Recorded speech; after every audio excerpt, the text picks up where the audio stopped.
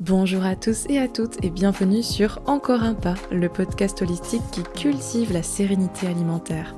Je suis Alizée Perrin, sophrologue certifiée spécialisée dans les compulsions et je vous aide à vous réconcilier avec la nourriture et votre corps. Et bienvenue dans ce nouvel épisode de mon podcast consacré au poids, faire la paix avec son poids pour faire la paix avec la nourriture, partie 2. Dans la partie 1, je vous partageais mon parcours, mon expérience avec les changements corporels en parcours de guérison TCA.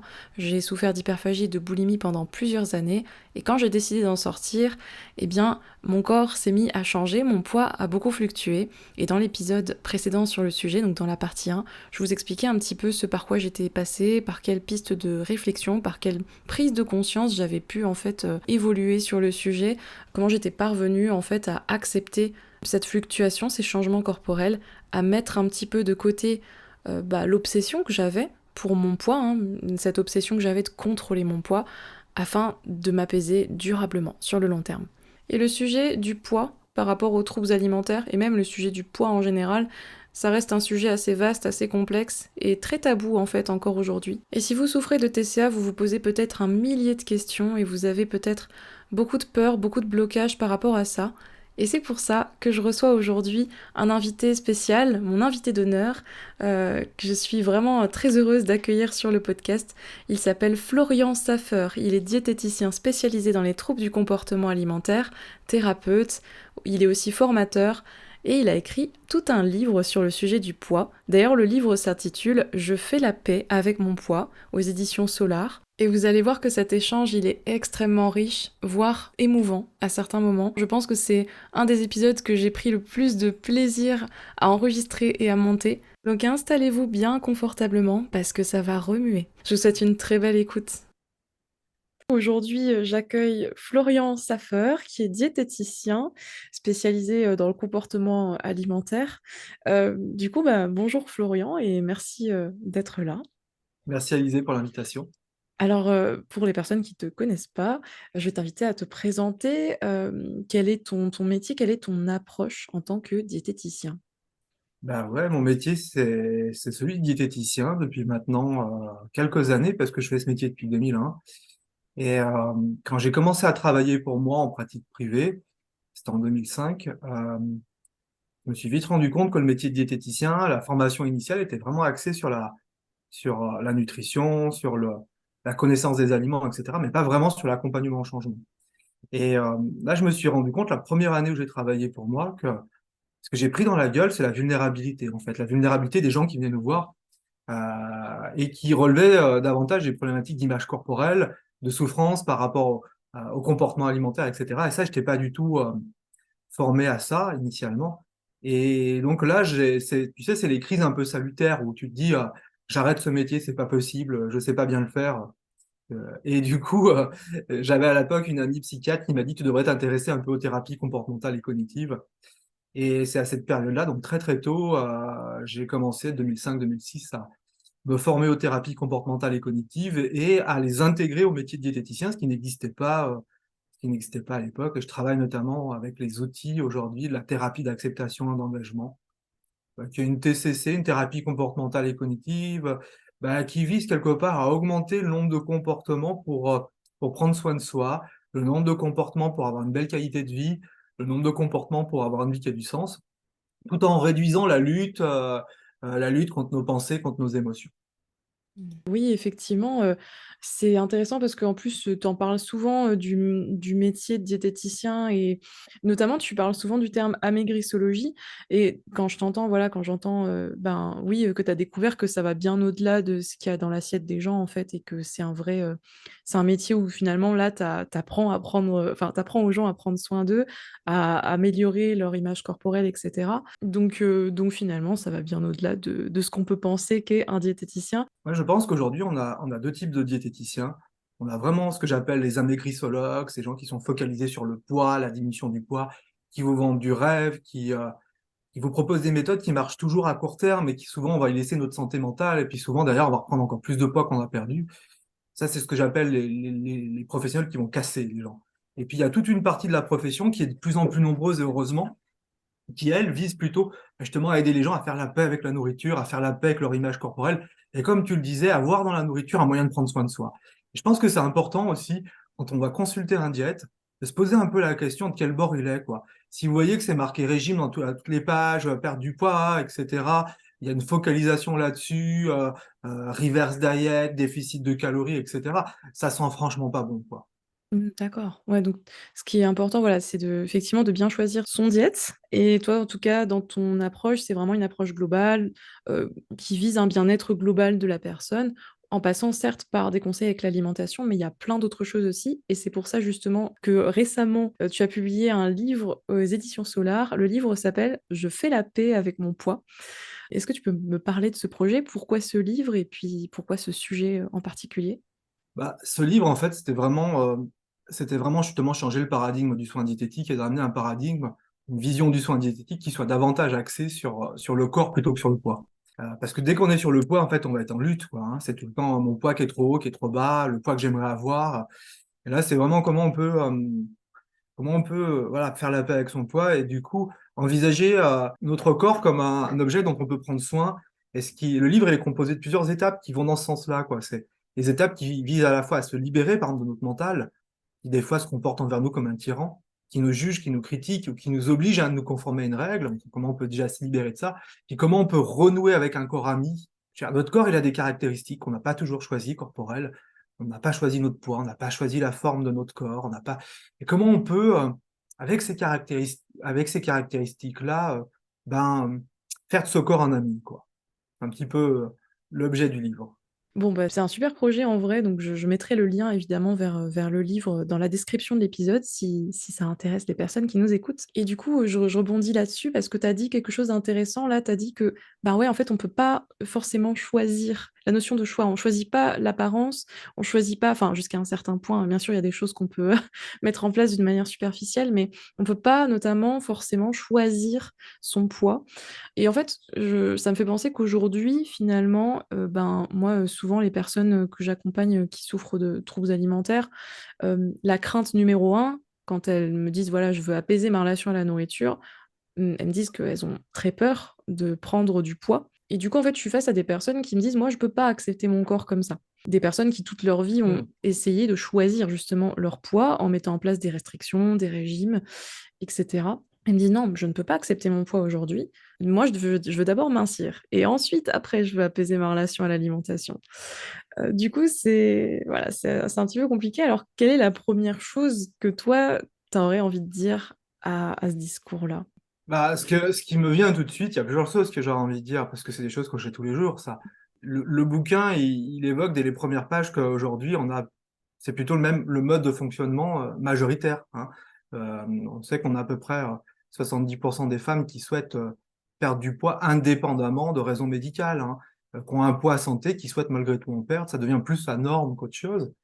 Et finalement, on peut tout le temps être finalement peut-être que déjà plusieurs choses qui me viennent. La première, c'est que faire la paix avec son poids, c'est pas forcément aimer son poids ou sa morphologie.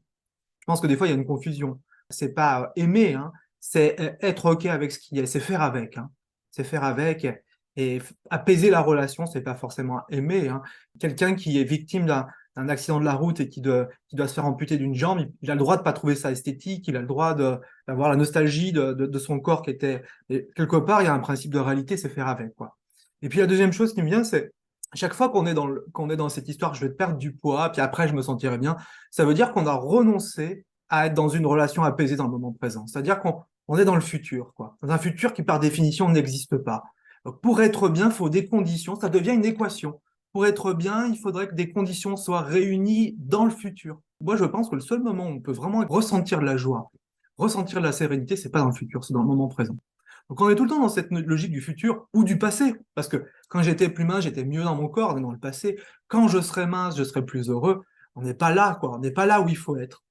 Et donc là, il y a tout un travail de revenir dans le moment présent, de revenir parce que notre corps, dans le moment présent, indépendamment de ses caractéristiques morphologiques, etc., bah, c'est quand même le siège d'expériences extrêmement agréables, hein. Et donc là, il y a vraiment tout cet ancrage dans le moment présent, à mon avis, qui est fondamental.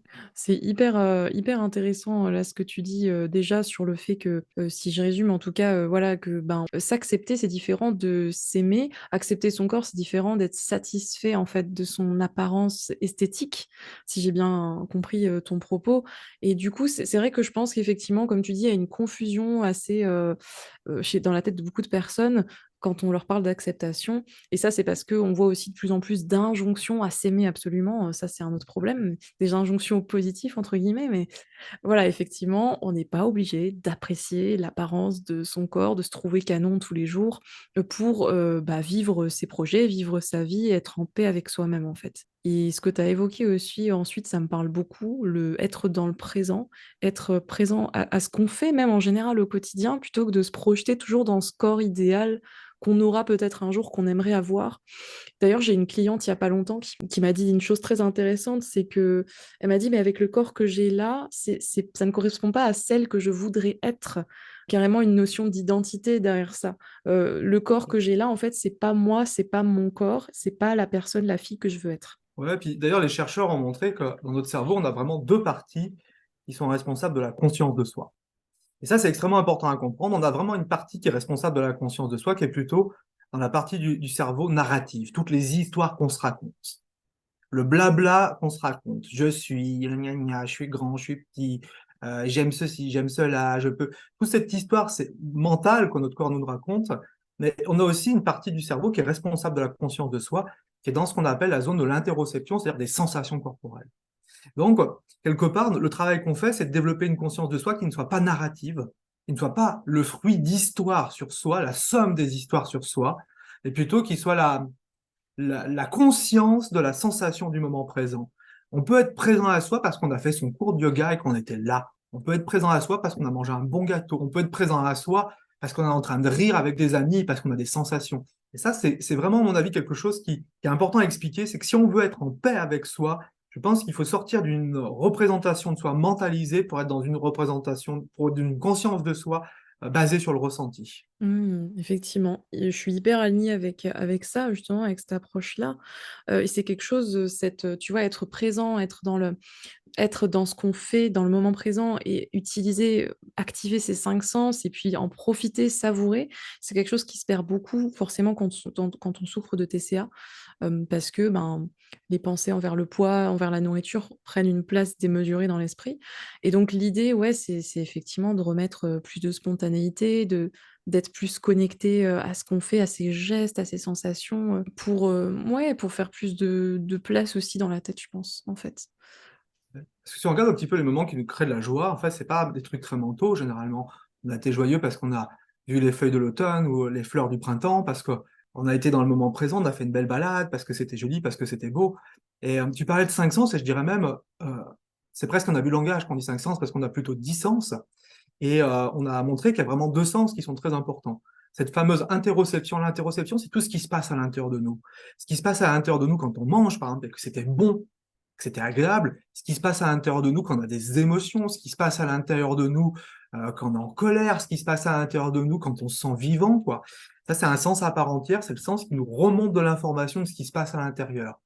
Et on a montré, par exemple, que dans les personnes qui souffraient de troubles des conduites alimentaires, ce sens était moins musclé que la moyenne. Il se référait moins à ce sens-là que la moyenne.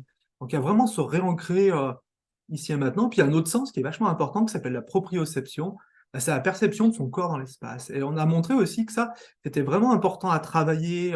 Et ça explique aussi quand on prend les personnes, par exemple, qui souffrent d'obésité. Et ici, à Lyon, en région lyonnaise, moi je suis en région lyonnaise, on a une association qui s'appelle Fort en Sport.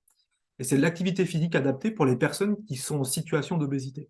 Et il y a une doctorante qui a fait sa thèse là-dessus et qui a montré que finalement, et c'est pas de l'activité physique grossophobe dans le but de faire maigrir les personnes en situation d'obésité, c'est leur redonner de la mobilité dans le corps.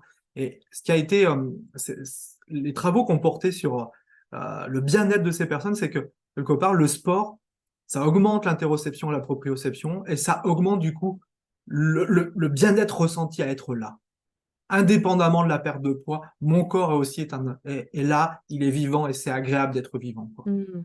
Ah, j'apprécie le fait que tu parles de l'interoception, de la proprioception, ça me parle beaucoup et merci du coup d'avoir expliqué ces sens-là.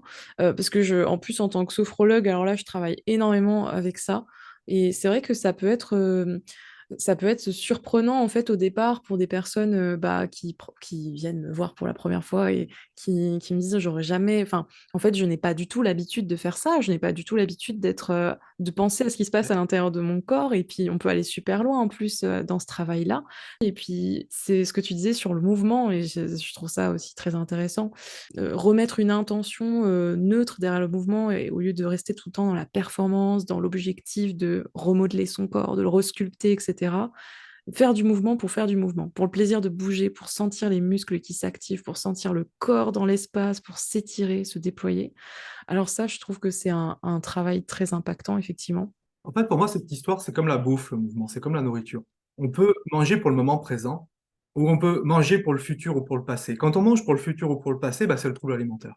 Et maintenant, c'est comme ça que je définis les troubles alimentaires, c'est qu'on ne mange plus pour les besoins du moment présent, on ne mange plus connecté à l'interoception, aux émotions, à la joie, éventuellement même au dégoût d'avoir trop mangé, on ne mange plus connecté, on mange avec l'idée du poids que j'aimerais avoir dans le futur ou le poids du passé, celui que j'avais sur la balance ce matin et qui ne me convenait pas. Et là, du coup, on est tout le temps en train de naviguer. Bah, vu que j'ai déjà mangé du fromage ce matin, passé, et que la semaine prochaine, j'aimerais être moins gros sur la balance future, bah, je vais manger un yaourt et pas du fromage là. Et là, on est totalement déconnecté. Et du coup, on mange plus pour le moment présent. Et le mouvement, c'est la même chose. Si je commence à faire du mouvement avec l'idée du poids, ouais, si je bouge suffisamment, si je vais courir, ben là, le mois prochain, je serai plus maigre sur la balance, je serai moins gros, je sais pas quoi. Et puis vu qu'en fait je vais faire du sport pour le passé, parce qu'hier j'ai mangé de la pizza, donc aujourd'hui je vais aller faire du sport, et ben on n'est plus au bon endroit. On devient dans un état en fait passé-futur, qui est un état de préoccupation permanente, alors que le moment présent, c'est un moment de sérénité absolue. Et ça, c'est quelque chose qu'à mon avis à redécouvrir. Je pense que effectivement, moi je vois bien l'aide des sophrologues qui sont vraiment doués pour recentrer les patients dans le moment présent. Je pense que le soin diététique doit viser à ça aussi, à ramener ce sentiment à la fin du repas, de se dire, ah ben, ça fait du bien cette histoire. Parce que là, c'est notre interoception qui nous dit quoi? Merci, merci, je suis joyeux, je suis bien, j'ai plus faim, merci pour ce que tu viens de faire. Renouer avec ça, c'est renouer avec le moment présent, et c'est donc renouer avec la joie, et c'est de sortir en fait du passé et du futur qui ne peut être que préoccupant. Mmh.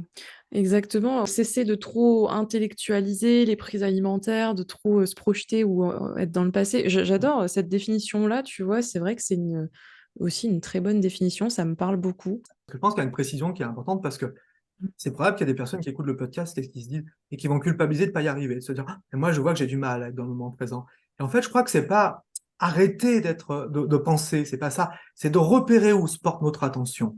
Et je pense que c'est une subtilité importante à comprendre parce que sinon on va se dire: «Bah oui, mais moi, mon mental, il arrête pas de m'amener dans le passé, dans le futur, il arrête pas de me compliquer la vie et je vois bien qu'il faudrait que je sois plus là, mais j'y arrive pas». Et je crois que c'est pas forcément arrêter d'avoir ces mentalisations, c'est de se dire: je ressente mon attention au moment présent. C'est plus des capacités finalement d'attention plutôt que des capacités à arrêter notre cerveau. Parce que je sais pas toi, Alizé, mais moi j'ai déjà souvent cherché le bouton off quoi, de mon cerveau. Ouais. Se dire comment on arrête cette histoire, comment on fait pour arrêter. J'ai jamais trouvé. Par contre, j'ai trouvé le moyen de se dire qu'est-ce que je regarde. Est-ce que mon attention, je la porte là, je la porte sur mes sens, ou est-ce que je la laisse partir dans mon mental? Et c'est pour ça que j'aime bien la mindfulness, la pleine conscience, parce que finalement, ce qu'elle entraîne, quoi, elle entraîne finalement à ramener l'attention là où elle doit être quand c'est pertinent qu'elle soit là. Et sachant que des fois, c'est cool de laisser son attention partir dans le futur, parce que des fois, c'est aussi la créativité, quoi. Des fois, c'est chouette, notre esprit il part un peu ailleurs, et puis ça crée des beaux trucs, mais c'est de se dire peut-être qu'à certains moments, on pourrait juste non pas arrêter de penser, et prendre conscience que notre attention est dans les pensées. Et tout doucement, avec gentillesse, dire reviens là. On est en forêt, là, on profite des arbres. On part pas dans les ruminations. Oui, parce que ah oui, c'est vrai que ça peut devenir en fait, une sacrée injonction, hein, arrêter de trop penser et cetera. C'est pas possible de toute façon, je pense que ce serait contre-productif d'essayer de supprimer toute pensée et toute émotion, liée au repas. Mais comme tu dis, effectivement, l'idée, c'est plutôt de déplacer, les pensées, de déplacer l'attention vers ce qu'on est en train de faire, de s'interroger, de se poser des questions, de prendre du recul. C'est vraiment, je trouve aussi, je le dis beaucoup à mes clientes et mes clients, c'est de créer un dialogue à l'intérieur de soi, de pas hésiter à dialoguer avec ses pensées, de pas hésiter à leur répondre, à se dire: «Attends, stop, je vais peut-être faire ça plutôt que ça. Comment je me sens quand je fais ça?» Je trouve que c'est important, ce dialogue, intérieur, à créer. Bah, en fait, j'avais une question, peut-être qu'on a déjà évoqué on a certainement déjà beaucoup évoqué les réponses dans notre échange là, mais en gros, ma question, c'est comment, arrêter de justement de vouloir choisir son poids? Comment arriver à cette mentalité où on est OK avec le fait de plus choisir son poids et de travailler davantage sur, sur la relation à l'alimentation? Alors, la légende raconte qu'il suffit en fait, de toucher mon livre pour que ça devienne tout de suite paisible. Mais j'aimerais beaucoup que ça soit le cas. Et derrière cette boutade, il y a l'idée quand même qu'on est dans un cheminement. Et ça, c'est important aussi parce que on peut de nouveau, sans le vouloir, créer un peu une forme de culpabilité, de se dire, mais moi, je vois que c'est difficile pour moi, se lâcher prise, je vois que c'est dur pour moi d'accepter que j'ai cette morphologie-là, ou plus qu'accepter de faire avec cette morphologie-là, je vois que c'est pas forcément simple pour moi. Et je pense que c'est un cheminement. Je pense que c'est un cheminement qui se fait aussi dans la durée, et ça c'est important peut-être de le dire. Et je travaille avec des gens qui ont des troubles des conduites alimentaires assez sévères, je travaille avec des personnes qui sont vraiment en souffrance avec leur nourriture, avec leur assiette, et on est tout le temps amené à travailler l'image corporelle, tout le temps. Et ce que je leur dis, c'est cette histoire de pacifier votre relation à l'image corporelle, c'est pas le travail des prochaines séances, c'est le travail des prochains mois, des prochaines années. Parce que du coup, ça nous remet dans une temporalité qui est bonne aussi. Hein. Parce qu'on est presque aujourd'hui dans une espèce de culture, il faut même performer pour lâcher prise, quoi. Il faut même performer pour lâcher prise. Et je pense que, bah, on chemine. On peut se dire, bah ouais. Et ça va se détricoter, cette histoire du poids, comment on fait avec son poids. Euh, dans une société qui survalorise le contrôle, dans une société qui survalorise la minceur, dans une société qui survalorise l'effort, dans une société qui survalorise toutes ces choses-là. Et c'est pas une légende quand on regarde la sociologie, globalement, on a plus de probabilité d'avoir un travail si on est beau que si on n'est pas beau, on a plus de probabilité d'avoir un accès au logement si on est mince que si on est obèse. Donc il y a quand même un principe de réalité, et donc déjà, une des étapes, ça peut être aussi de se dire, il faut que je développe une forme d'esprit critique aussi par rapport à ça, quoi. Il faut que je développe une forme d'esprit critique, parce que sans développer d'esprit critique, on va être l'esclave de ça. Après, il y a tout ce travail aussi sur le fait de pouvoir conscientiser que si je suis en guerre contre mon poids, en fait, je gaspille beaucoup d'énergie. Mmh. Cette énergie-là, bah, du coup, je peux plus investir dans des trucs qui sont vraiment importants pour moi. Je peux être dans une forme de fatigue qui s'installe. Ça, j'imagine que c'est des choses que tu vois avec tes patients et patientes qui vont te dire, bah, c'est un combat, ma vie, avec mes kilos, c'est un combat, mais une vie de combat, t'imagines ce que c'est? Moi, on aspire à avoir une vie de joie, pas de combat. Donc, il y a aussi prendre conscience de l'épuisement, euh, prendre conscience de l'épuisement, mais d'accepter aussi cette temporalité, c'est, je m'inscris dans le temps, quoi. Aujourd'hui, de dire, bah, moi j'aime bien parler d'autocompassion. Et l'autocompassion, je pense qu'elle commence quand on se dit, OK, je me prends la tête avec mon poids, OK, j'accepte pas mon poids, et j'en suis là, et c'est OK d'en être là, Mmh. pour pouvoir progressivement se libérer. Je sais pas si je suis très très clair, mais Oui. ouais, j'ai l'impression qu'on est dans une société maintenant qui veut qu'on performe. Et c'est d'ailleurs dans le bouquin que j'ai écrit, là, c'était vraiment quelque chose que j'ai voulu vraiment souligner, c'est de se dire, si ce bouquin il vous fait juste bouger un tout petit peu, c'est gagné, quoi. Parce qu'il pourrait avoir un peu l'illusion, bah, on va cibler 8 étapes de Florian, et puis ça va être formidable. À la fin des 8 étapes, on va être totalement zen et totalement bien. Ah, si ça nous a permis juste de bouger un tout petit truc et de cheminer un tout petit peu, c'est gagné, quoi. Mmh. Non, mais ouais, c'est totalement clair ce que tu dis et je suis totalement d'accord. En fait, quand on souffre de TCA, on est en guerre perpétuelle, avec soi-même et j'en parle beaucoup de toute façon dans le podcast et je te rejoins aussi, ouais, sur la notion de performance. Même quand on veut aller mieux, s'en sortir des TCA ou en tout cas d'une relation troublée avec son corps ou la nourriture, il y a cette recherche de performance, il y a cette, je vois beaucoup en combien de temps ça va aller mieux, mais là j'arrive pas à lâcher prise, j'arrive pas à manger en conscience et cetera. Enfin, il y a vraiment tout ce truc-là et d'ailleurs ça me fait penser qu'on voit de plus en plus aussi de business, de coachings, qui fleurissent, sur les réseaux. Coaching qui notamment promettent une perte de poids en même temps que la guérison des TCA. Voilà, je t'aide à guérir de tes TCA tout en t'aidant à perdre du poids. Je voulais avoir ton avis. Que penses-tu d'un coaching qui propose les 2 combinés, en fait? Bah, ça veut dire qu'ils n'ont rien compris. Ça veut dire que déjà, c'est pas des spécialistes des TCA parce que simplement, c'est pas possible. Vu que la définition d'un TCA, c'est d'arrêter d'agir pour le poids et d'agir pour le corps. Donc, c'est simplement de faire référence au poids, on n'est pas au bon endroit, quoi. On est encore dans une illusion. Et c'est important aussi, c'est quelque chose qu'on peut dire aussi aux auditeurs, c'est de se dire que quand vous choisissez un professionnel, que ce soit votre psychiatre, votre psychologue, votre diète, votre sophrologue, assurez-vous qu'il tienne la route quand même. Hein, que ce ne soit pas des charlots comme ça. Parce qu'effectivement, on le sait bien que la première étape, la condition pour guérir d'un TCA, c'est d'arrêter d'agir sur le poids, d'arrêter d'essayer d'agir dessus. On le voit bien à quel point ça peut être long. Donc, quand on essaie de dire aux gens, bah ouais, vous allez à la fois gagner, soigner votre TCA tout en perdant du poids, en fait, c'est une exploitation de la vulnérabilité. Parce que quelque part, qu'est-ce que c'est que d'avoir un trouble alimentaire? C'est d'être excité par l'idée du contrôle pondéral. C'est une addiction au contrôle pondéral, hein, on souffre d'un TCA. On est addict à ça. L'addiction, pour moi, c'est de savoir que ça nous nuit, mais c'est plus fort que nous, on est attiré vers ça. Et c'est quelque chose qu'on va beaucoup retrouver dans le TCA, c'est de se dire, bah, comme l'addiction à la cocaïne, je sais que ça me bousille la vie, je sais que c'est pas bon pour moi, je sais que ça me met, je suis à découvert, j'ai plus d'amis, comme on m'a licencié, mais je suis attiré vers ça. Les gens qui souffrent de TCA, ils sont attirés par cette idée du contrôle pondéral. C'est une addiction. Et donc, on va stimuler cette addiction, on va leur dire, regardez ce que je vous promets, on va les exciter tout en leur promettant de guérir. C'est scandaleux parce qu'on aggrave leur TCA fortement. Et les TCA, je pense qu'il ne faut pas rire avec les TCA. Je pense que ces personnes-là qui sont un petit peu des amateurs, ils sont, je pense, au mieux, en fait, ils sont naïfs, mais je crois que souvent, en fait, ils savent ce qu'ils font. Et consciemment, ils exploitent des gens qui vont mal. Encore faut-il pouvoir se regarder dans un miroir. Parce que, effectivement, pour moi, on réalimente des schémas problématiques. Il ne faut pas oublier que les TCA, c'est la première cause de mortalité, c'est la maladie psychiatrique qui tue le plus d'adolescentes en France. Et pour nous, les professionnels des TCA, la mort dans les TCA, c'était le 2 juin, c'était la journée de sensibilisation aux troubles alimentaires. Les gens qui travaillent tous les jours dans les troubles alimentaires, la mort dans les TCA, c'est pas abstrait pour nous. Le suicide, c'est pas abstrait. La mort par dénutrition, c'est pas abstrait. La santé mentale qui se dégrade, c'est pas abstrait. Donc, oui, pour répondre à ta question, tu vois, j'y réponds avec un peu d'émotion. C'est, bah ouais, méfiez-vous de ça. Méfiez-vous de ça. Pour sortir d'un TCA, vous devez d'abord renoncer à agir sur le poids pour agir sur le corps.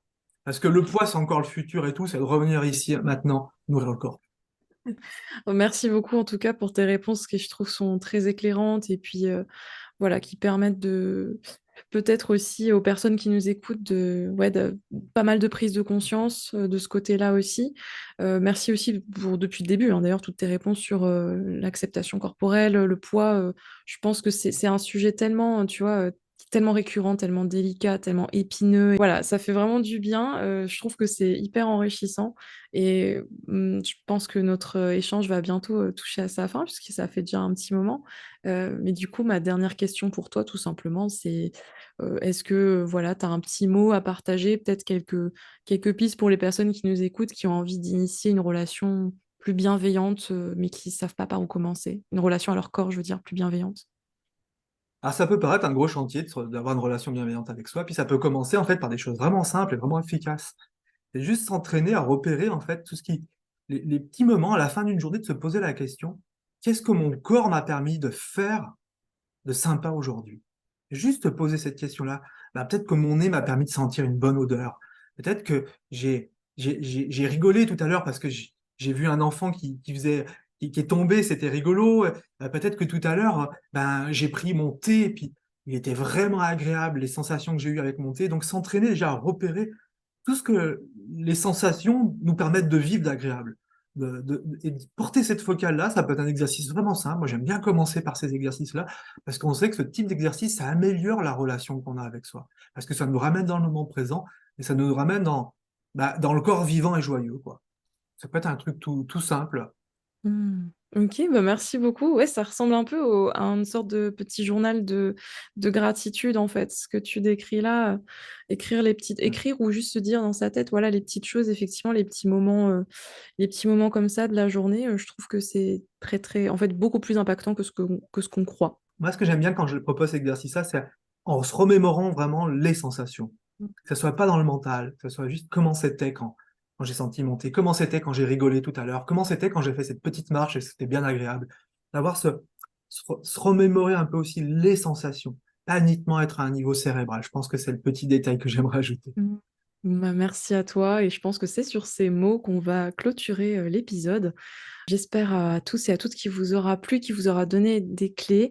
Merci à toi Florian, du coup. Merci Alizé, c'était un vrai plaisir d'être avec toi. Et ouais, un plaisir partagé et merci, voilà, d'avoir répondu à l'invitation et puis, bah, bien sûr, je mettrai, le lien, vers ton Instagram, vers ton livre donc qui, je rappelle, s'appelle, «Je fais la paix avec mon poids» aux éditions Solar. Si, voilà, si ça vous intéresse, je vous conseille fortement de, bouquiner ça. Je mettrai tout ça dans la description de l'épisode et puis, bien sûr, si vous appréciez le podcast, si vous appréciez, vous voulez soutenir mon travail, n'hésitez pas à lui donner la note de 5 étoiles. Et en attendant le prochain épisode, on se retrouvera très prochainement pour un nouveau sujet. Je vous souhaite à tous et à toutes une très belle journée et je vous dis à bientôt. Prenez soin de vous.